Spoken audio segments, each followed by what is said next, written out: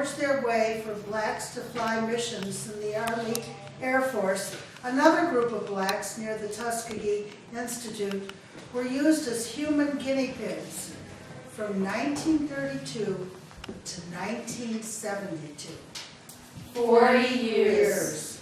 Rural sharecroppers were promised free health care, meals, and burial expenses if they participated in a medical research study conducted by the Public Health Service at the Tuskegee Institute. Of the 600 persons who participated in the study, 400 had already been diagnosed with syphilis. 200 were disease-free at the beginning of the study. They were told they were being studied for bad blood. However, even though there was a cure for syphilis, the men were never treated. More recently, it revealed that a black woman named Henrietta Lacks had a rare genetic phenomenon, cells that multiplied infinitely. Although these cells were used in countless medical experiments that led to new discoveries, treatments, and drugs, neither Henrietta nor her family were ever informed, or they ever paid for the use of her cells. In addition to these indignities, blacks also faced discrimination up north. There were housing restrictions and other forms of segregation. Even when they served in the CCC, the Civilian Conservation Corps, which provided housing during the Depression in exchange for public service, blacks were housed separately from whites. Now everyone knows that Rosa Parks was the first to challenge the bus segregation laws, don't they?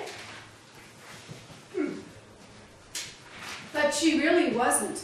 9 months earlier, on March 2nd, 1955, a 15-year-old girl by the name of Claudette Colvin was actually the first to keep her seat. She claimed, when it comes to justice, there is no easy way to get it. You can't sugarcoat it. You have to take a stand and say, this is not right. The bus driver yelled, "Hey, get up!" I just sat there. I didn't speak or move. "I am not driving till you get up." Get up!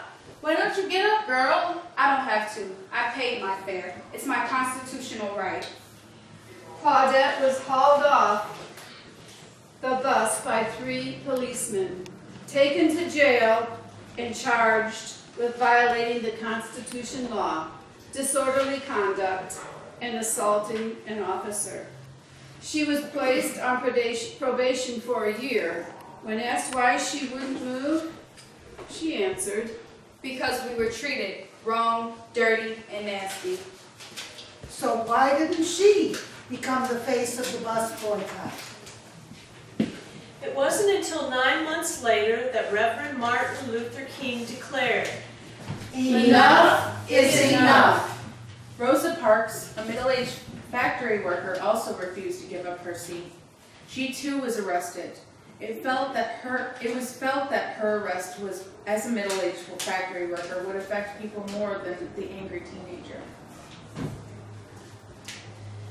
King organized a protest that included the entire black community. They started a boycott of the Montgomery, Alabama bus system. It lasted about a year. Since blacks were the majority of the riders on the buses, the boycott definitely hurt the bus income. And that boycott became the catalyst for the entire civil rights movement. Dr. King believed in nonviolent protest, like those of Mahatma Gandhi of India. He did not believe in using violence or force to stop segregation. Instead, he organized peaceful marches to make people aware of the unfair laws and practices. Participants were carefully trained not to respond to slurs, objects thrown, abuse, or arrests. Besides marches, protesters organized sit-ins at restaurants, barbershops, And bus stations. Sit-ins were held any place where black people were not permitted. Once again, music was a guiding spirit of the movement. We Shall Overcome was the song most associated with the civil rights movement. We shall overcome. We shall overcome. We shall overcome. someday. Oh, deep in our hearts, we do believe we shall overcome someday.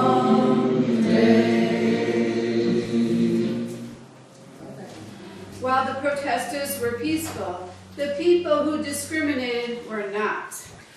Violence erupted. They threw rocks and eggs. White policemen arrested the protesters, not those causing the violence. Here's a picture of the violence in Chicago during the King March. Probably the scariest and the bravest of the activists were those braved isolation and violence to integrate schools. Pictured here is Elizabeth Eckford, one of the Little Rock Nine. As she faced the mob on her way to school that first day, the students persisted in spite of bullying and heckling. All 9 went on to be the first blacks to graduate from Little Rock High School. One of the persons heckling and shouting at Elizabeth was a woman named Hazel Bryan Massery. She was the one wearing the white dress standing behind Elizabeth. 5 years later, ashamed of herself, she called Elizabeth to apologize. She said, I grew up in a segregated society. Why, I thought that was the way that it was, and the way that it should be. I don't want to pass that on to another generation. Another little girl sat in first grade by herself for an entire year before white parents would let their children be in her class. She was very brave and very lonely. In 1968, Dr. King, shown here, next.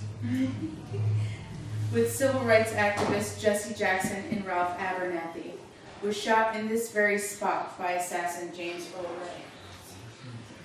His loss was the nation's loss. He did so much to inspire both black people and white people to live and work together.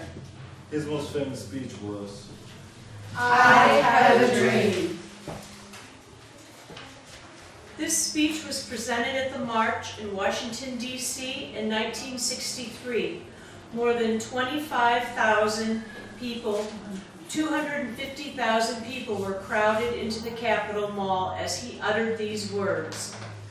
I have a dream that one day sons of former slaves and sons of former slave owners will be able to sit down together at the table of brotherhood. I have a dream that little children will one day live in a nation where they will not be judged by the color of their skin, but by the content of their character. I have a dream that one day little black boys and little black girls will be able to join hands with little white boys and little white girls as brothers and sisters. 2013 marked the 50th anniversary of that civil rights speech. Has there been any progress in those 50 years? Are African Americans finally accepted for who they are rather than the color of their skin? Have we become a colorblind society? Sometimes. There has been some progress. In every field, spectacularly talented blacks are earning their rightful places in achieving amazing goals and feats in so many areas. Baseball great Jackie Robinson was the first African American baseball player to make the major league. He suffered many indignities, but persisted and forever be remembered for the barriers he overcame. At the 2012 London Olympics, teenager Gabby Douglas became the first gymnast to win the overall championship. Her bubbly personality captured the hearts of the entire world. Sisters Serena and Venus Williams not only became the first black women's tennis champions, but they have continued to wow the world, winning championship after championship for many years. And though the sisters compete, they also support one another to the fullest. We have become colorblind to our music.